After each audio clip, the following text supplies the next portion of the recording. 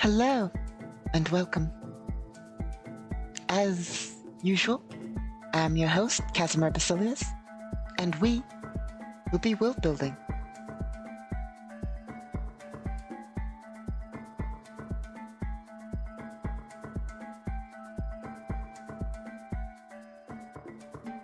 Good. Everything is working. Just had to quickly double check that. So,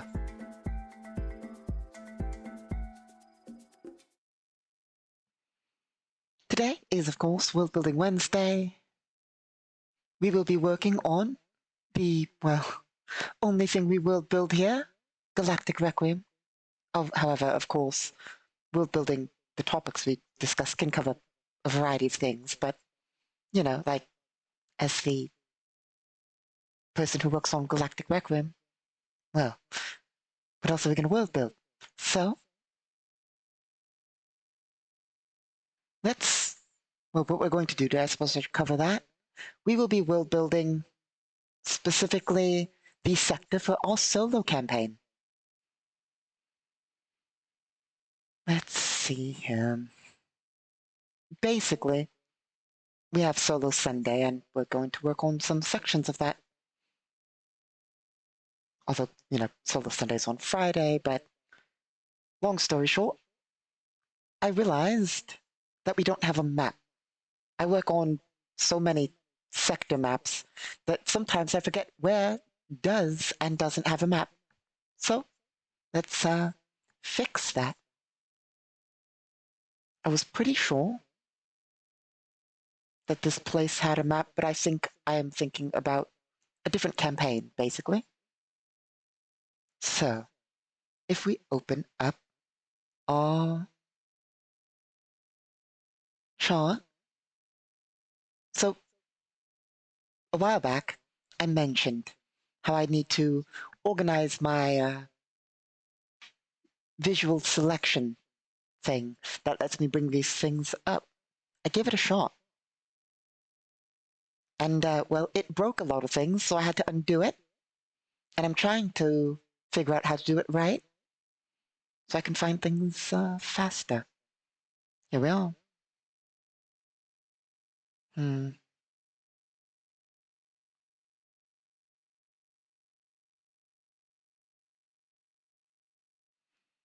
The big question we face right now is, will Control F break anything when I'm doing this through this way? No, it won't. Very good. We're looking for S40? No. E40. Yeah. The sector we're mapping is Sector East 40.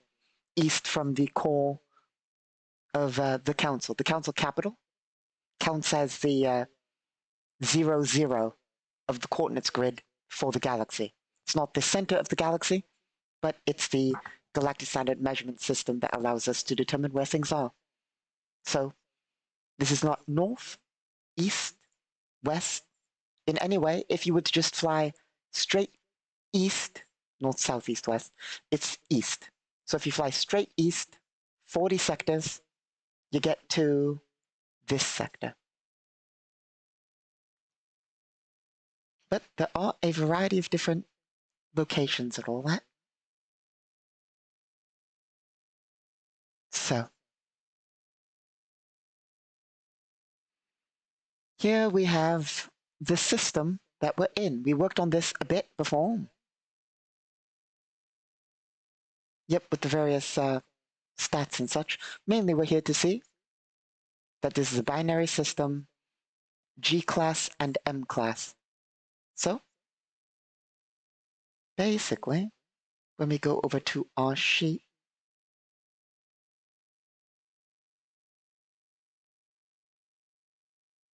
here we are.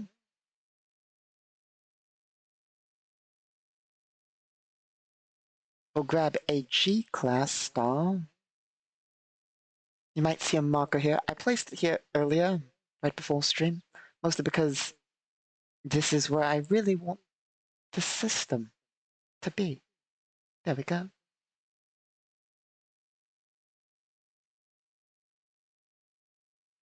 So, by doing this, we've gained so much information. It may not seem like it, but this makes a huge, huge difference. Not only location-wise, but the fact that we can now know where we're working on. 7, 8.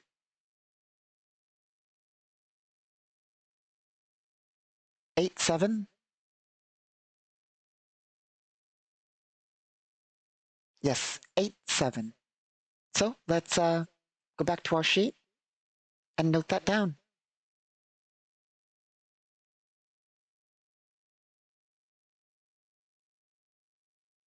Subsector 8, 7, subsector location, and we need to do another quick measurement to lock in its final coordinates. 8, 7, and this system is 11, 11, 11. Okay, yeah. So let us make that final note. Subsector location 11, 11. There we go. That basically makes it so that we now, I need to figure out what standard system I use to note these, because sometimes I forget whether they're supposed to be a space, whether it's supposed to be a comma or not. Anyway. I suppose we could check. But that's not too important.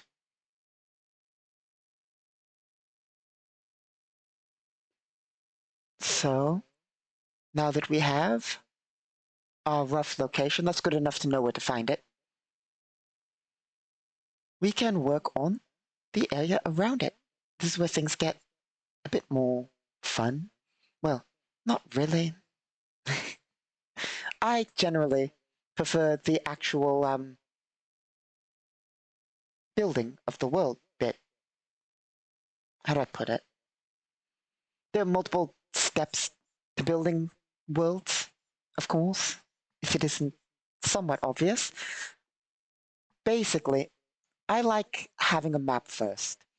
I consider getting the map the relatively boring part. It's not like it's not important, but it's boring. Simply from the fact that I have to cross-reference a lot of grids, type down the information. But once you have the map, then things get real good. Because once you have that map, we're talking FTL lanes, looking at the lanes, figuring out what the connections mean, what groups there are, what factions, all that stuff on the large scale. Of course, we're going to not only do sector scale, we're going to do system, planet, corporations, nations, organizations. We're just going to build a lot here. But I mainly wanted to very much get down the location of this. We might work on it more, but I really want the location, which we now have. So, from here,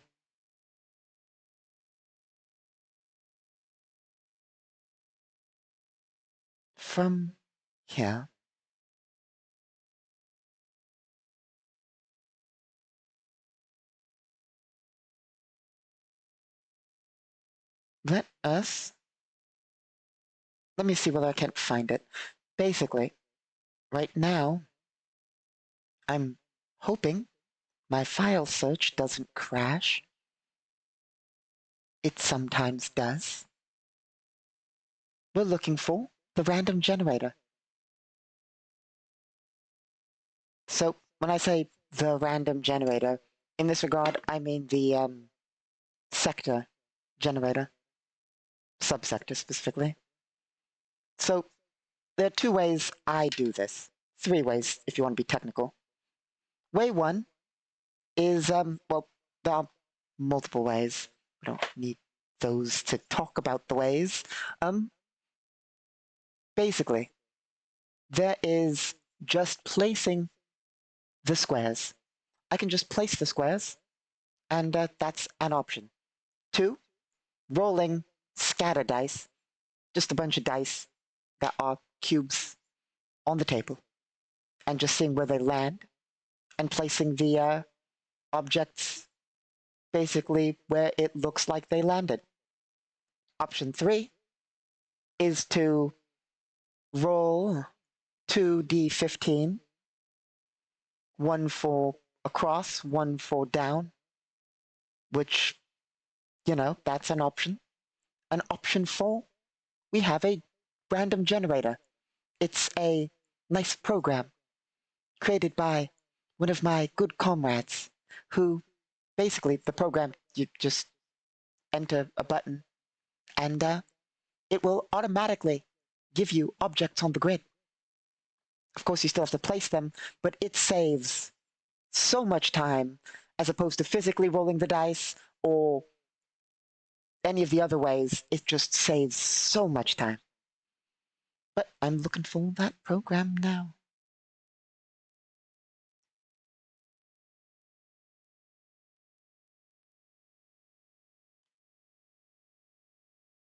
Here we are.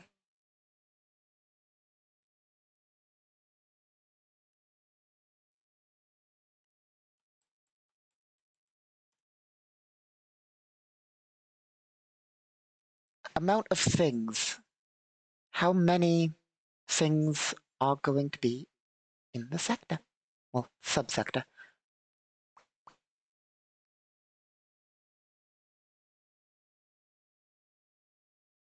12. 12? Let me check the rules. Where are the rules? Here we are.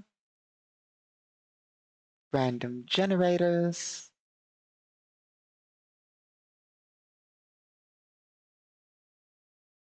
Random sector and subsector. Yep, the maximum is 12. So we'll go with 12. Well, no, we have one system in here. So we're going to type 11 into the number. We could, of course, random roll. You roll either 5d2 or 6d2. But, well, you can see some problems about doing that with physical dice. Kind of hard to roll d2s unless you're throwing a lot of coins.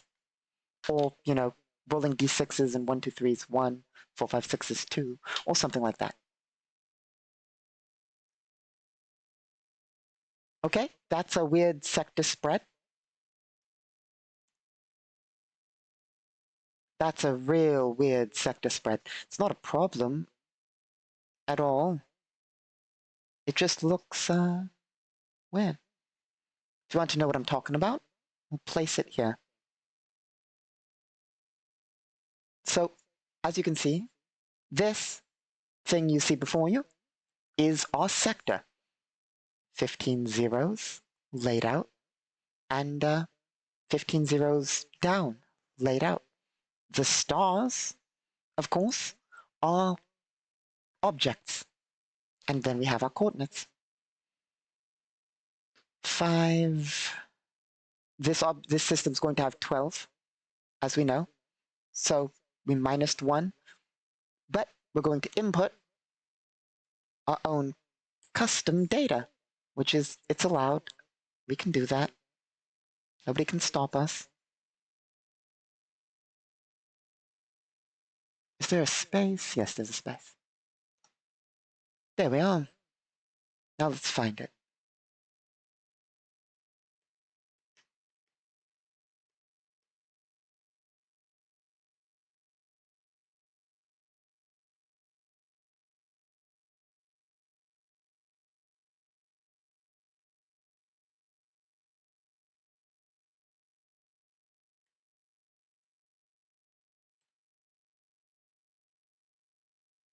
Eleven, 12, 13, 14, 15.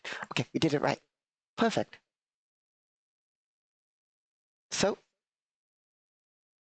now that we have this, let me re-copy.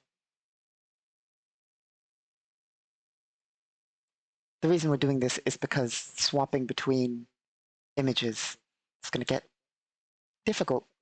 So, just so it's easier for me to do, place it there, select here.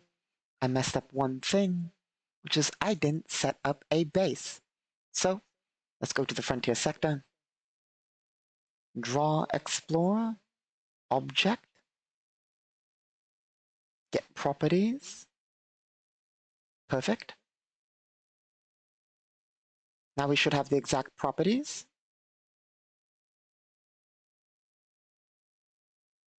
Sector East 40. Nope, we're looking for object layer. Perfect. There we go.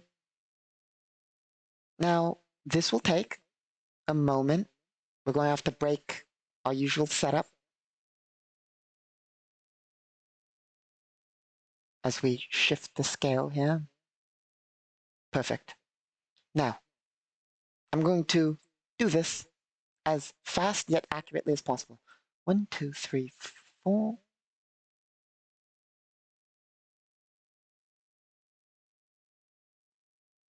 One 4 and 113. 15, 14, 113, 2, 7,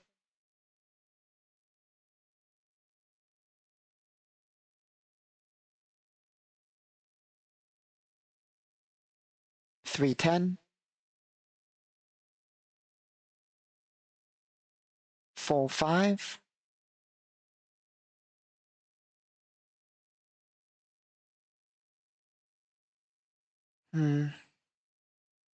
11, 11. But it jumps quite a ways. 13, 2.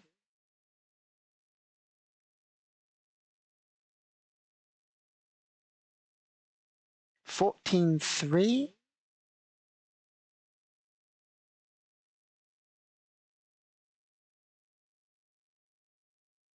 15, 1, 15.5,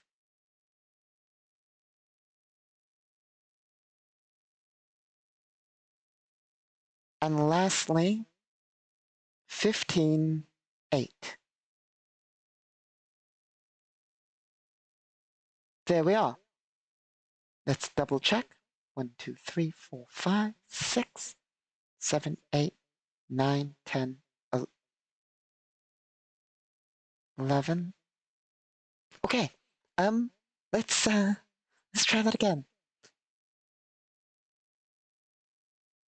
1, 4, 1, 13, 2, 7, 3, 10, 4, 5, 5, 4. That's the one I'm missing. There we go. 5, 4, 11, 11, 13, 2, 14, 3, 15, 1, 15, 5, and 15, 8. 1, 2, 3, 4, 5, 6, 7, 8, 9, 10, 11, 12. There we go. Now we have a sector.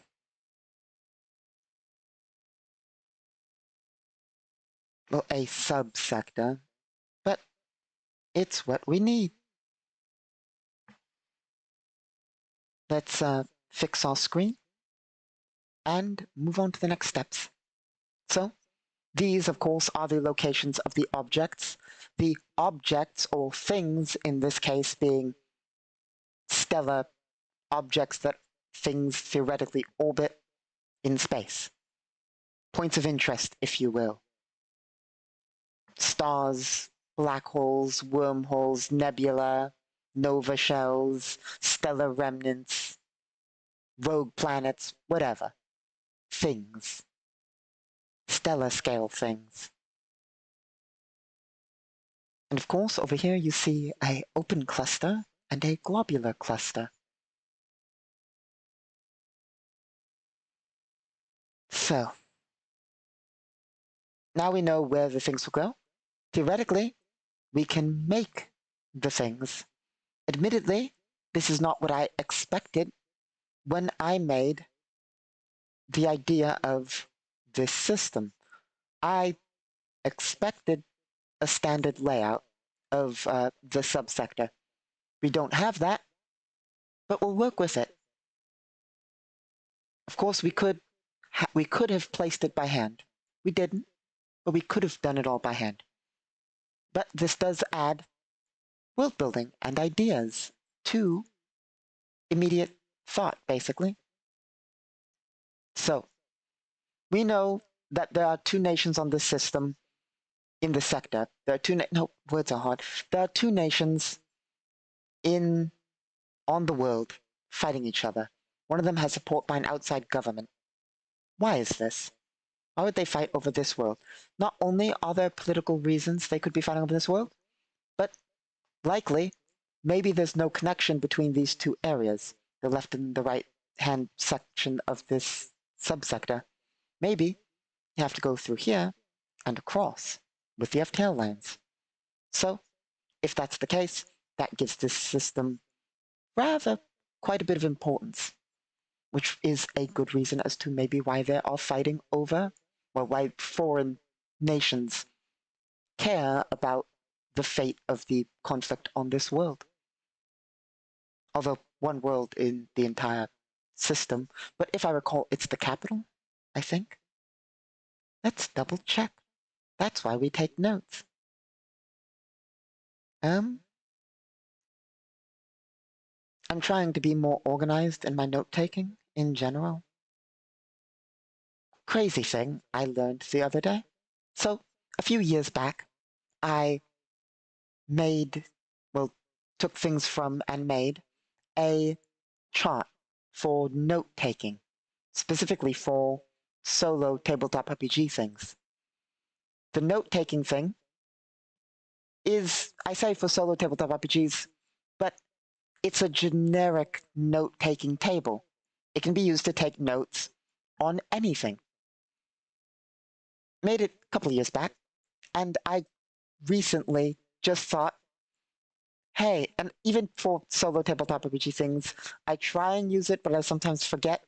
I thought to myself, why don't I use the note taking thing I made to take notes? Wouldn't that be a brilliant idea, you know? Use the note taking thing to actually take notes. Wild, right? So, um, I need to make a few more note taking templates. We're not going to do that here, of course. Um,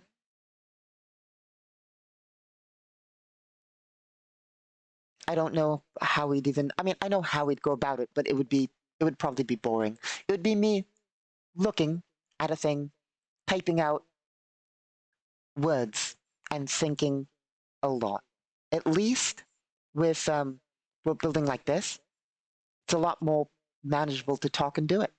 Even if there are, little bits of silence, it's more manageable. Because normally, if my players decide to go somewhere, like when I say go somewhere, when I'm running for my players, like if they're like, we want to visit that sector over there, let's fly that direction, I will sometimes have to map on the fly. If they ask, oh, what are the local corporations? I need to figure it out on the fly. If it's not already there, like, lots of things take place in the frontier or local things or stuff like that. So a lot of it has to be either pre-made or made on the fly. Like we discussed items. I think we discussed this. We have generic templates. We have items that are in the game, and we have items that aren't in the game that we can make. For instance, there are generic templates of shotguns. We can grab a generic shotgun template, or we can stat one, modify it slightly, roll the dice, increase its damage by 1 step. Things like that, to basically make it custom and then slap a code onto it. The code being its locational and regional code for where it is. For instance, it now permanently denotes that this very particular shotgun is a model produced on this world. That's not to say another world can't produce a shotgun with its own, with not its own, but exactly the same stats, but it have a different code and different law, because I mean, world it was produced on.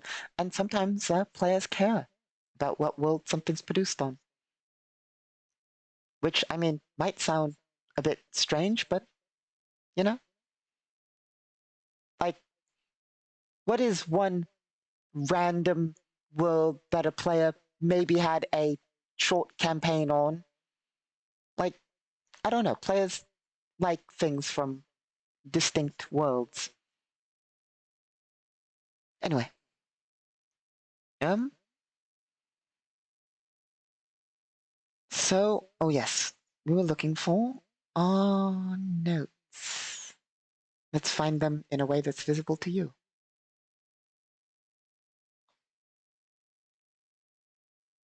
Here we are. Oh, I forgot to reset my settings. That's unfortunate. Give me half a second. We just have to hope that things don't break.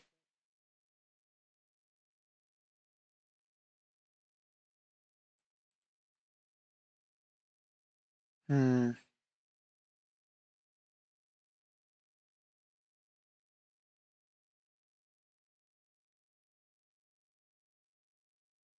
Here's what we're looking for. Let's try that.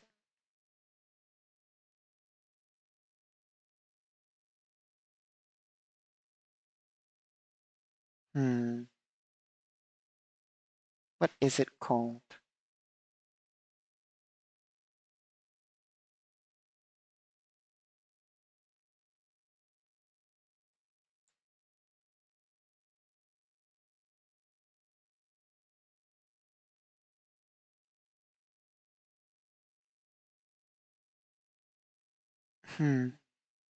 Sorry.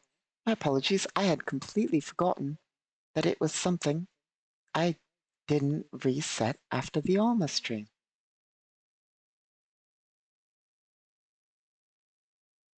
Which I believe we'll do again via Alma stream.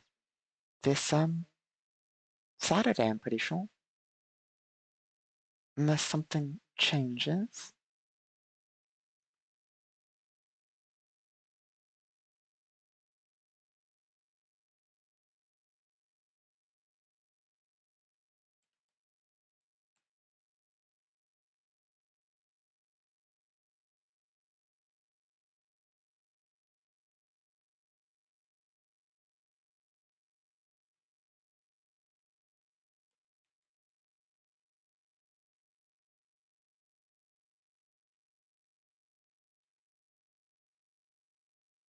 Okay, let's give this a shot.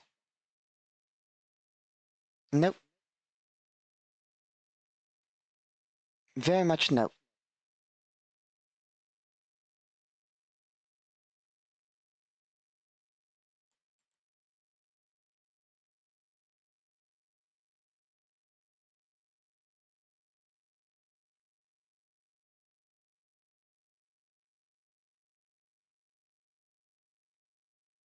Hmm.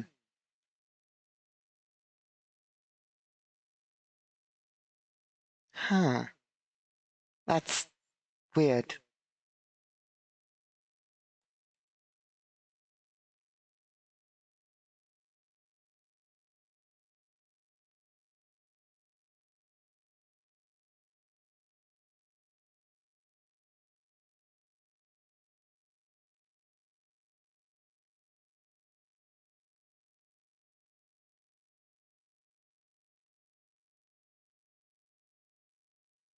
There we are.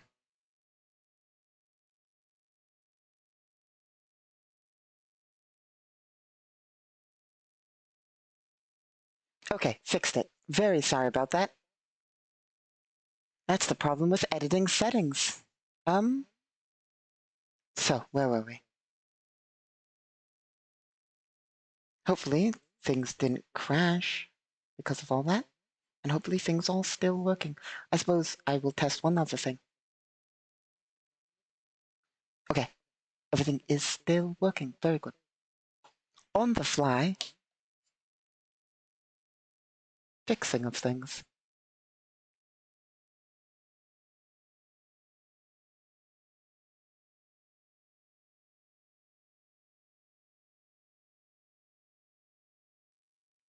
So, we were checking if it's the capital. We are on world.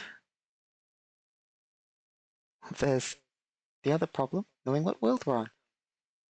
Object 7, Moon 3.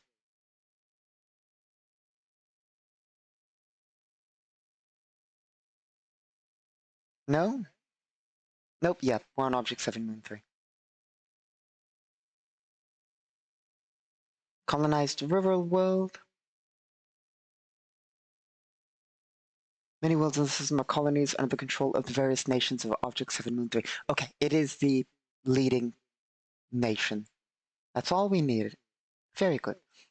Not all the worlds are under them, but it is the leading world of the system.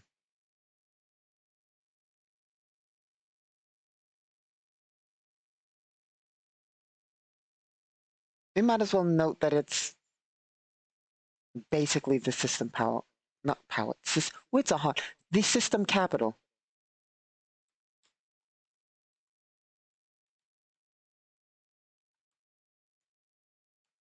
We'll note ish. It's sort of the system capital.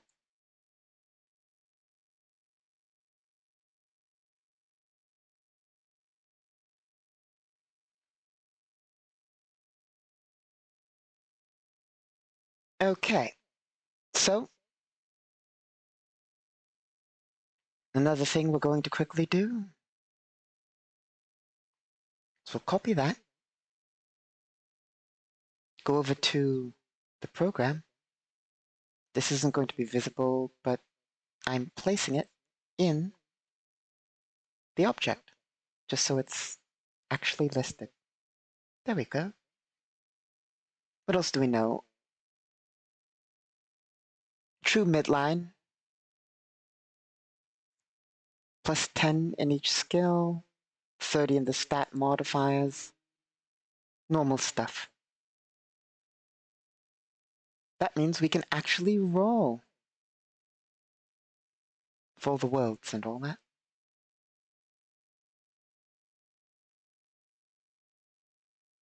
That's the one thing that we don't have set up.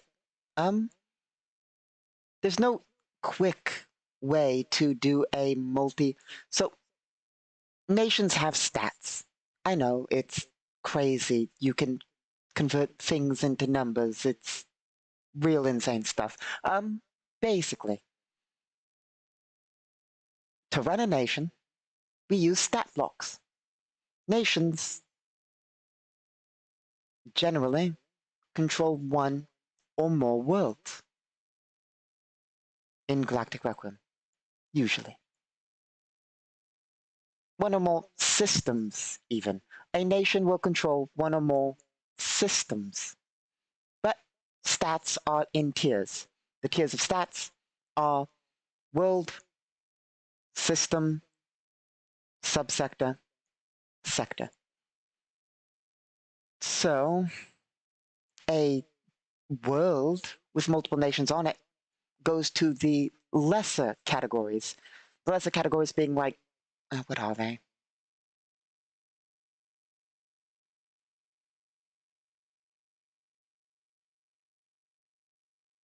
The lesser categories, if I can remember where I put them,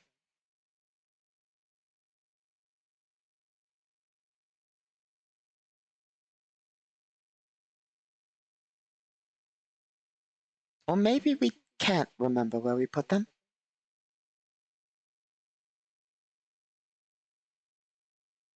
Ah, it's under the nations book. That makes a lot more sense. I know, another insane thought. The nation rules are under the nation book. What will we think of next? Here we are. So, because the scales, organizations up to nations. Well, it's character scale, organization scale, nation scale. So, organizations use lots. Organizations can use municipalities and cities, rarely. Or sometimes very small nation scale will use municipalities and cities. Then we get to basic nation scale, which is wards, and then the next scale, which is regions, then territories, then districts, then worlds, then systems, subsectors, and sectors.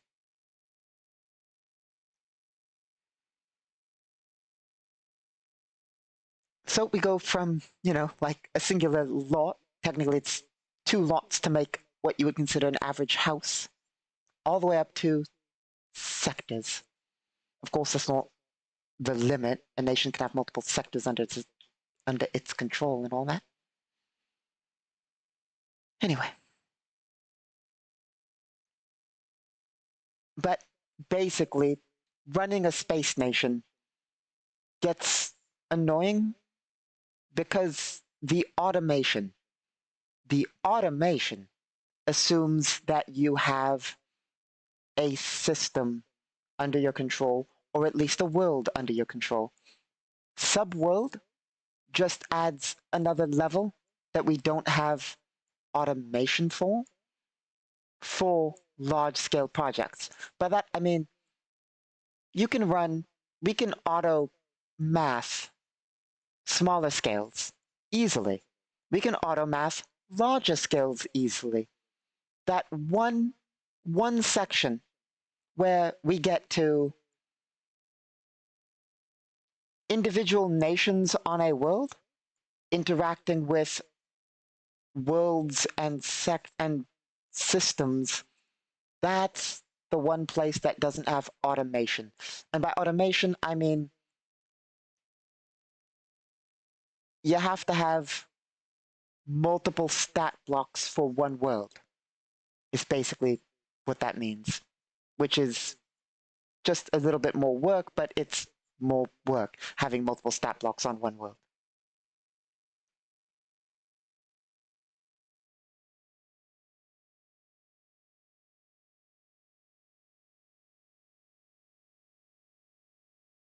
I mean, I say that, but it's not really all that difficult. We would just give each nation a stat block. The only, yeah, no, it's really not all that hard. It's just slightly annoying because I need to go in and do the math. We're not going to do the math right now.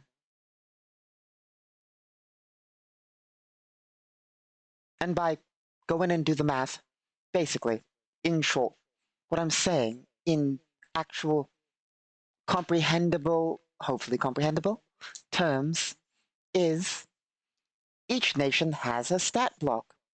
If there are multiple nations on a world, there are going to be multiple stat blocks on that world. So what's the problem? The problem is instead of just looking at the population and saying, this world has 10 billion people, you know, easy enough, this world has 10 billion people. So it has this much production, this much money it can dedicate, etc., etc. What we need to do is look at a subchart of the nations on the world. What is the population of each of these nations? Once we find the population of each of these nations, we can make the stat block for each individual nation.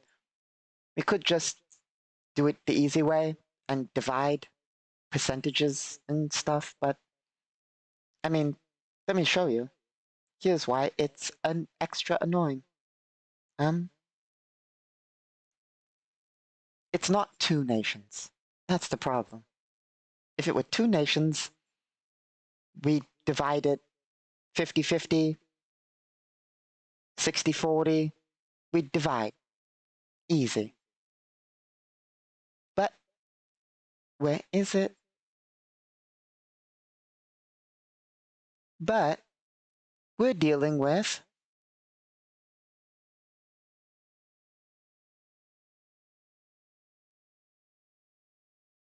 five nations? Yeah. 1, 2, 3, 4, 5.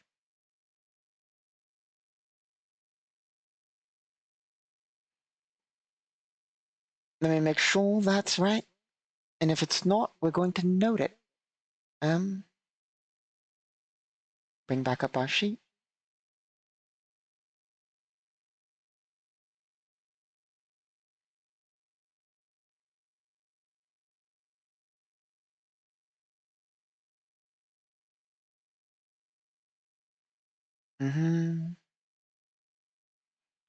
I don't think we have it stated, so let us note that down.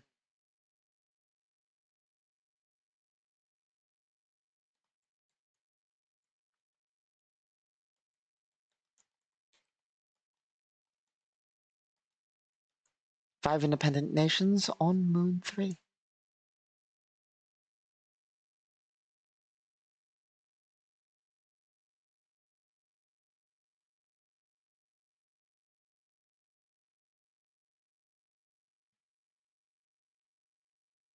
There we go. Of course, it is possible to have more, but at that point, we're just causing ourselves trouble. But 5.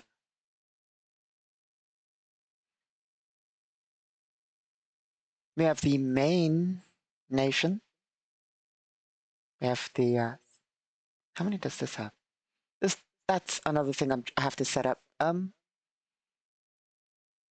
City amount and population that each thing represents when generating it using the random map generator for city stuff.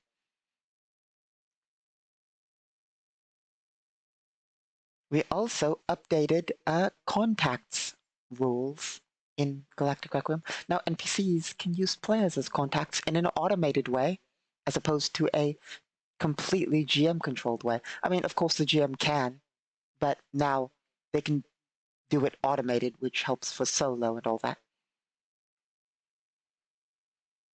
And a bunch of other nice things. Cleaned up a bit of the rulebook. Figured some things out about some classes. Bunch of small work.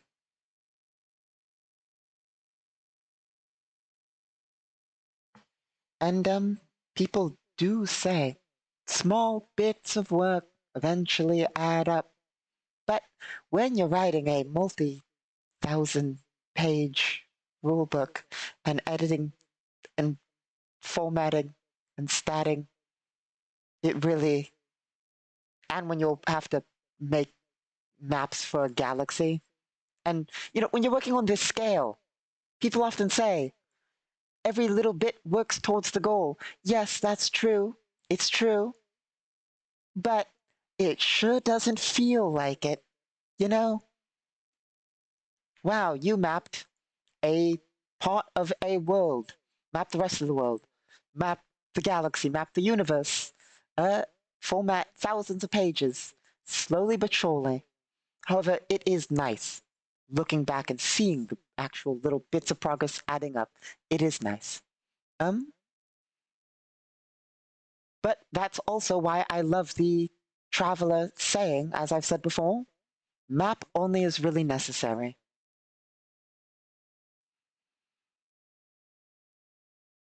And it really depends on what you feel as necessary. But,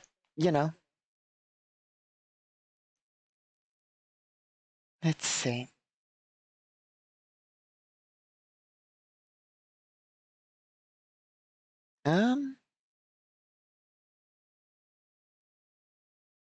Good stuff.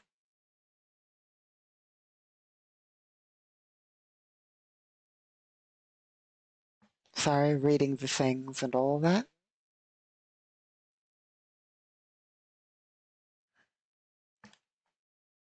Basically, we have on nations. We have not enough information about them. Are there any major corporations that we have listed? Probably. I think we made one or two. Let's see whether we can't do a little bit of my favorite work.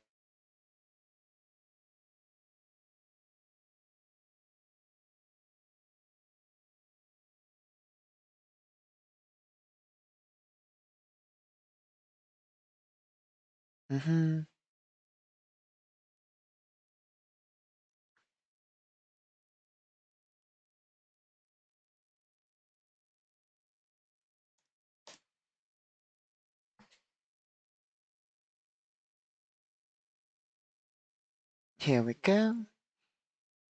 Basically, we're going to write some bits of lore for the world. Actual world building stuff. Let's check. I suppose we'll state the obvious note first.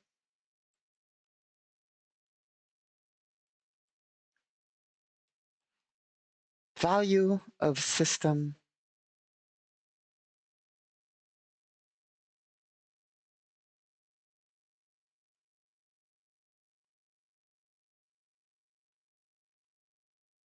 Insert number here.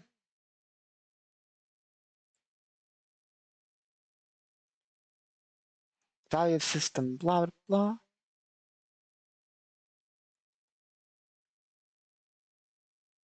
Lay in its position as the only FTL route between the left and right sides of the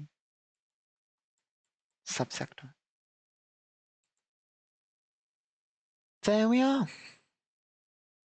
Second note of information to type in here.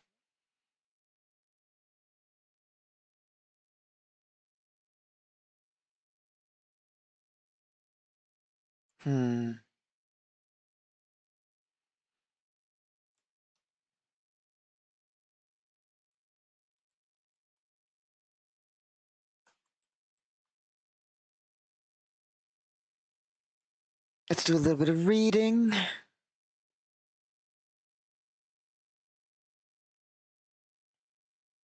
Oh yeah, object 16.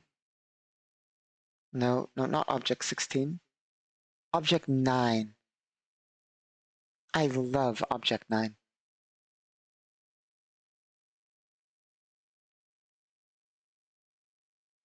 There is something. There is just something about molten worlds, lava worlds, Chthonian lava worlds with a man-made ring in orbit. Not in orbit like a halo, but in orbit around, an orbital ring specifically, pulling up materials to be produced on the orbital ring. There's just the lava worlds, orbital rings go together. There's just something so special about it.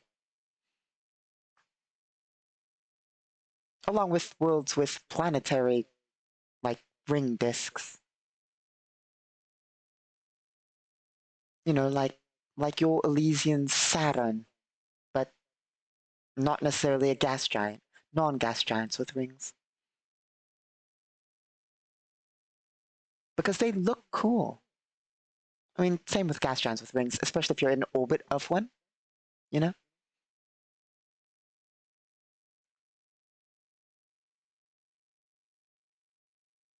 Let's see.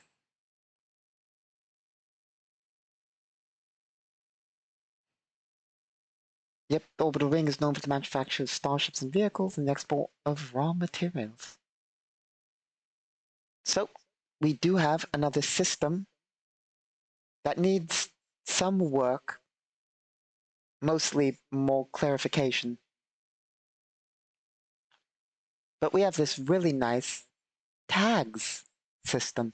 The tags system is basically a small system for auto calculation. Basically, it allows not necessarily requiring all of the possible stats. You don't need to look at a stat block and go, oh, this world is primarily focused on manufacture without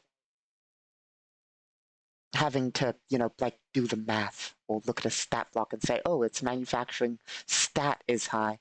You can, but you have to do a lot more math for that. Tags are neat because it's like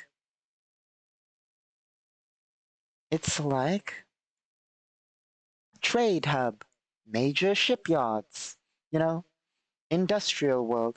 They also apply modifiers to roles, which is nice, but basically it allows very quick at a glance looking at things, very quick at a glance applying modifiers if you're making rolls and don't want to have to stat out a planet fully. All sorts of neat stuff like that. Basically, the random controller for non-important nations uses standard templates. So a standard template of a nation for a world is like, here's a standard world stats, right? With tags, you then look at the tag and can go, okay, this world's tag is industrial. We're going to give it a +2 to industrial checks.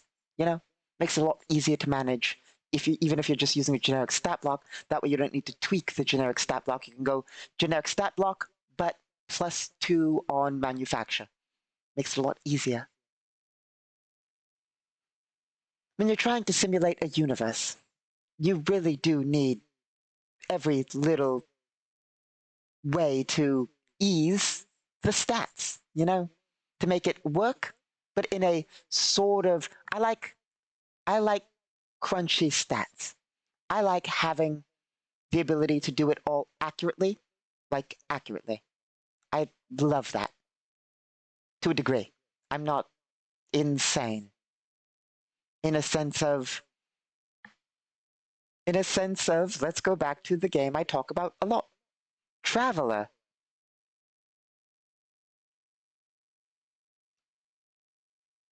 I talk about Traveler because they do a lot really well. But there are certain things I think they go insane with.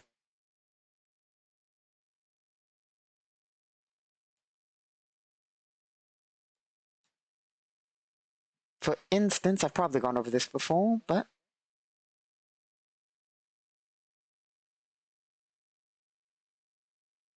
here we are. If you wonder what I mean when I say things they go insane with,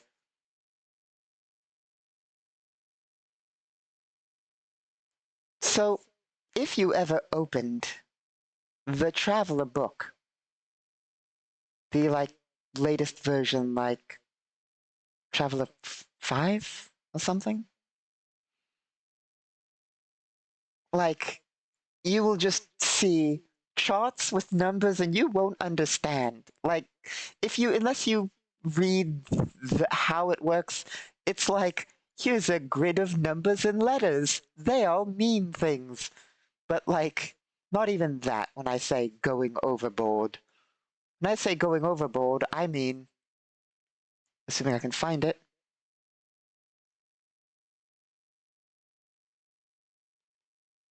altitude chart, distance visual based on altitude on how far you can see. And if this is the size of the world, here's the distance of the horizon. It's like, oh, okay. Oh, if you say so.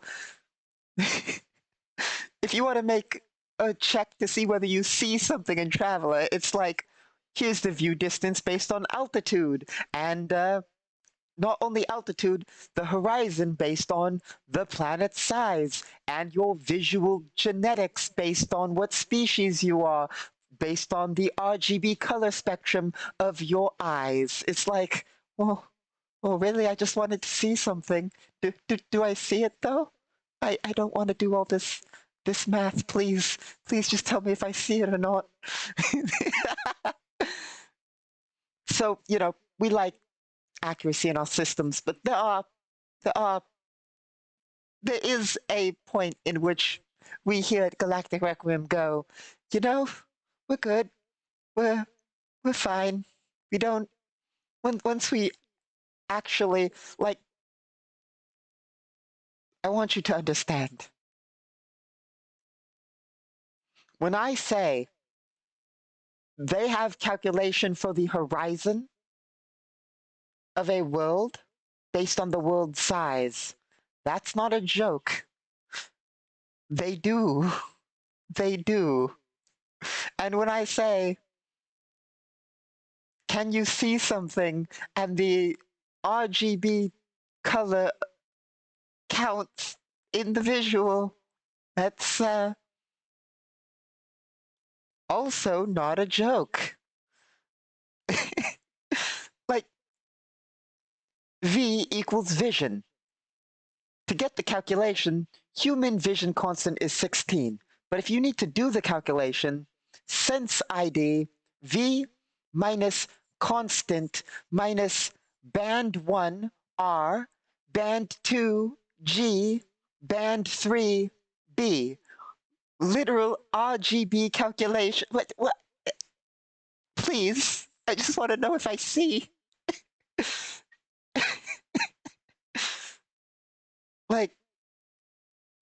Yeah, I mean, I know, for any of you who know Traveler, it's not necessarily that complex and there are easier ways to go about it. But the fact that that's in there, you've gone a bit too far there, friend. The fact that the chart actually has ID constant band 123 RGB, please. There's There's a chart that says an overview of colors.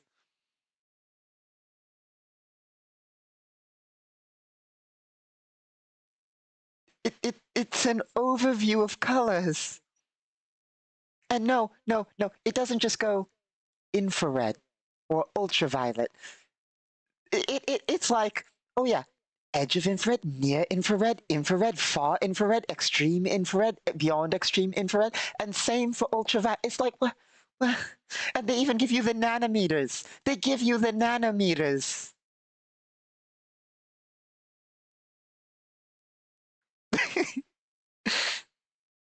The, the people who write Traveler are on a whole nother level. Some of the stuff they do doesn't make sense. I wish it did. I need the world generation explained to me. I need the world generation explained to me completely. There are parts that seem to just not be written, not be explained, not be clear in any way, shape, or form. But then, like, here's this thing that's unexplained, absolutely unexplained. But also, here's the nanometers of your vision spectrum. Oh, sure, thanks. I'll be sure to remember that as a Terran, I can see 380 to 680 nanometers. Thanks.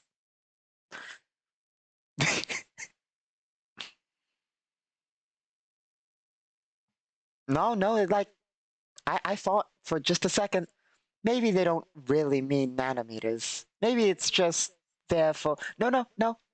NM. The wavelength in nanometers. Oh.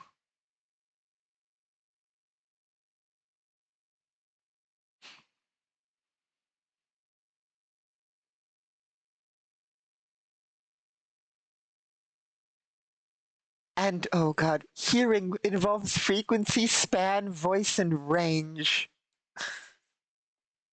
Please. Please. Don't get me wrong. I love it. It's just too much for me. Like I said, I love having full on details, but not that far for what I do. I'm a single person working on this. I uh, I can't go that deep in Galactic Requiem. I will. um, Basically, also being able to actually run galaxy management involves having to not obfuscate. What's the word? Like fuzzy, to make it a bit fuzzy in how it works at that scale. Not mostly for management. Of course, we can go all the way down into nation stats. We can have complete custom nation stats for each nation. But being able to have a fuzzy way to quickly do it as the GM, to have accurate information, but in a way that is fast, is what is important for simulating a world. Well, a universe. I don't want to have to stat all 500, what's the one I'm looking for? Corporations on a world. Well, there's probably more than 500. But, I don't want to have to stat all 500 of the largest corporations on a world. I want to be able to apply a template. And if I need to stat them, like if the players are going to very specifically interact with this corporation, I can stat it. But having a template to apply when it's, oh, does this corporation succeed against this corporation? Roll me a dice. Far easier to apply a template with modifiers than to fully stat the entire thing to find the answer.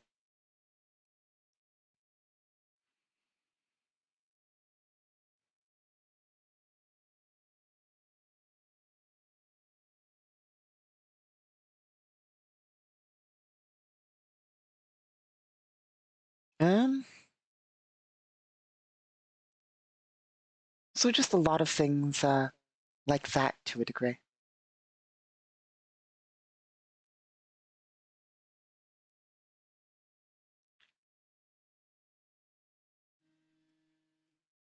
Which we do have, basically, standard templates. They do need a little bit more work and clarification, along with the tags, but, you know, that's not what we're here for. We're here to world build.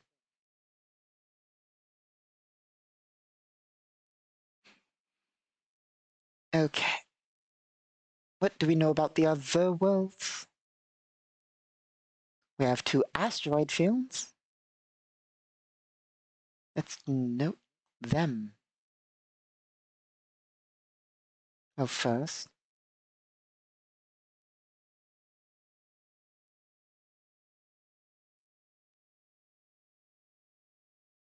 Object 1 and 2 are both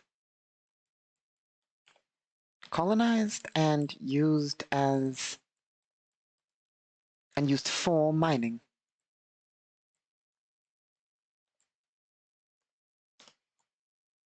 They are not independent.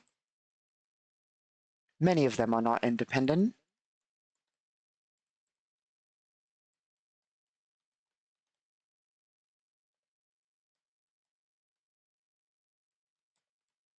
But work for the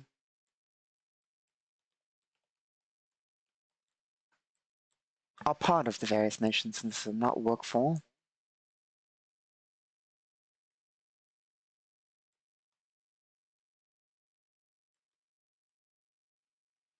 Various nations in the system. Very good. So the asteroid colonies are not independent. There's also 6. But we'll cover 1 and 2 right now.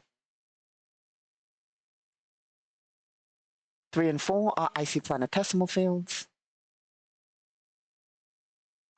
Yes, I know, they shouldn't be there. But we break some laws of physics. We like having fun to a degree. We have a bit of realism, a bit of fun. Basically, if you're wondering what I'm talking about, we have 2 icy planetesimal fields. Icy planetesimal fields, of course, are usually in the outside of a system, given that they're icy planetesimal fields. An icy planetesimal field, for instance, in example, is what you would consider Pluto and all of its friends out there, and or the Oort cloud. I believe Oort 1's the right one I'm thinking of. I think the Oort cloud's the icy planetesimal field. Let me double check.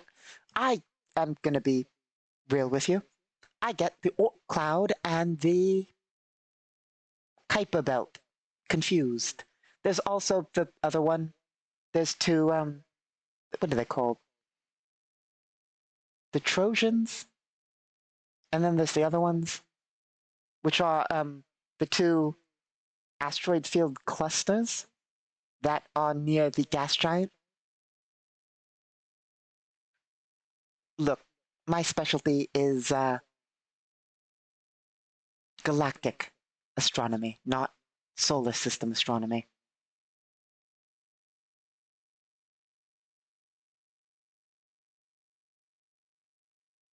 I like worlds out there, not worlds around here, you know?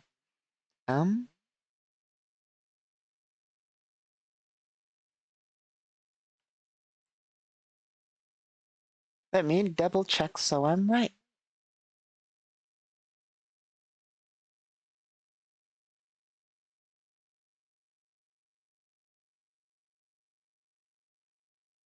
Okay, so the Kuiper belt is the asteroids and Pluto. The Oort cloud is the much larger one, I'm pretty sure.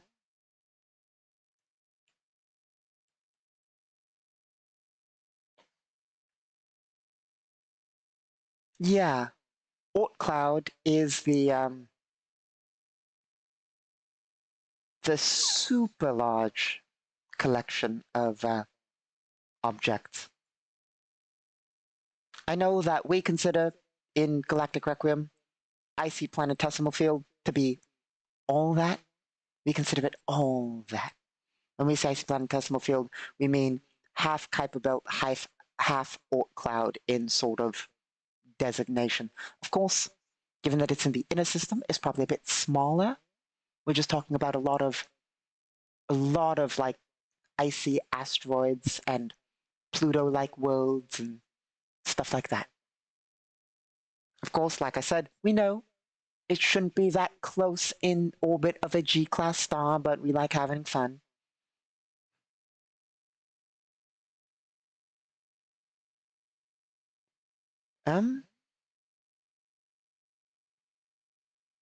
Okay.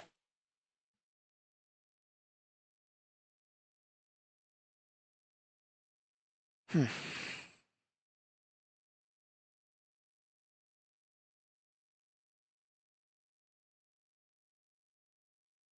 I hit the wrong button. That's fun. There we go. Object 1 and 2, colonized used for mining.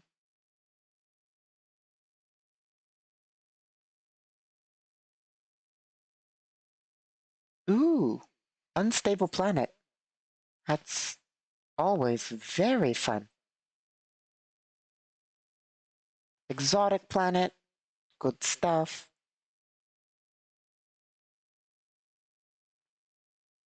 Object 16, I think we have notes on. Yep. We wrote a bit about that ocean world on one of our world-building streams. Alien planet. So, alien planet doesn't mean aliens. Alien planet and or primordial planet are both options in the generator. They basically just mean planets that are terrestrial. I'm trying to figure out the explanation. It's sort of planets that are terrestrial, but with non-standard generation. For instance, if we roll Earth-like world or terrain-biased world, it's like your Elysian homeworld of Earth. Alien planet can be like Earth, but it might have a single terrain. It might have a specific type of terrain. It might have a different atmosphere, etc., etc. It's sort of like Earth, but with different terrain, different atmosphere. As opposed to, barren worlds or ocean worlds, etc.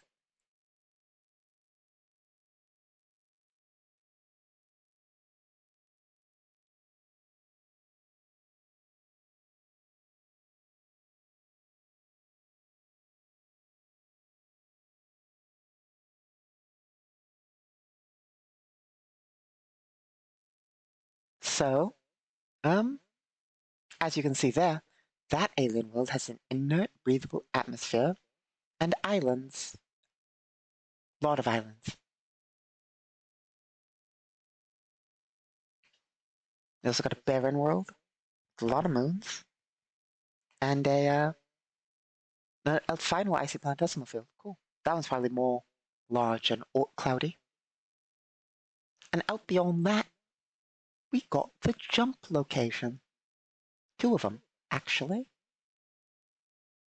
As I'm pretty sure this system is going to have, they're going to be on opposite sides of each other more than likely, but this system is very likely going to be, indeed, as we noted, a hub between the two sides of the sector, subsector.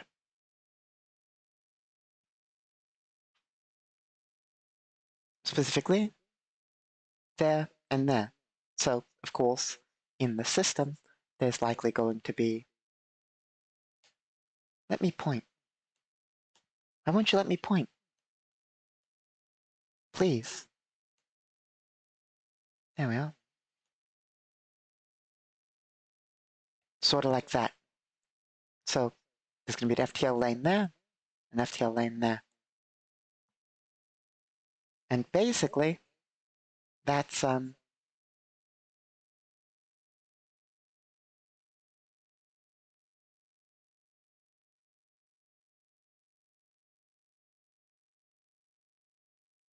Huh.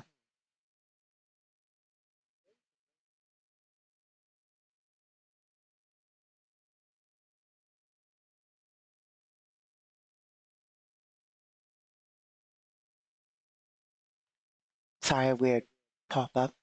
Um, well, basically far beyond the final object is where the FTL lanes are going to be connecting to the two areas, but we don't usually note those. But there's probably a couple of fleet defense stations out there, customs, that kind of thing.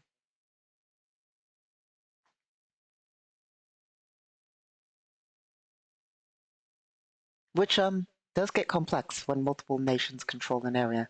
Usually there's an agreement of a non-hostile zone, you know?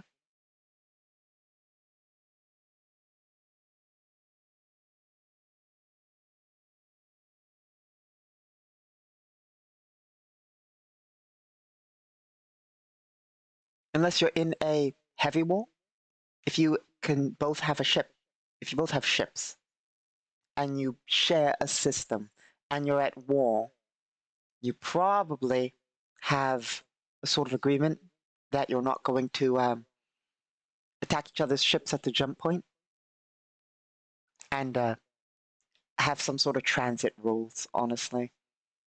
Mostly because, well, you share a system. It gets real troublesome if you have conflict at jump points, especially for foreign nations, because jump points are technically points that are free transit under galactic law. So, you know, well, sort of. That's not entirely true. There are caveats and other such things involved in that. But basically, yeah, that's not always the case, though. For instance, if my nation, the Empire, were to attack something, we don't care about their transit. We'll cut off their ability to get in and out. And they'll try and cut off our ability to arrive in system. You know, like, that's fully understandable if both nations don't share a system. If you share a system, it gets complex.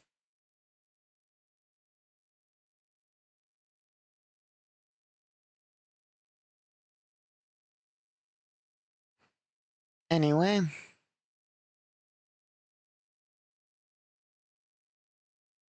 I think we didn't make too much progress, but we did some. And I think we'll call it here for today. Hopefully next time we'll make more progress. I hope you enjoyed our ramblings. Um, Solo Sunday next. We might do a stream on Thursday. When I say Solo Sunday, I mean that's on Friday. Solo Tabletop RPG on Friday. Maybe a stream on Thursday, maybe. And probably an Armor stream with a bunch of other people on Saturday. So that's our plans. As usual, I've been your host, Casimir Basilius, Imperial Lord. And I hope that you, yes, you, are having a wonderful day.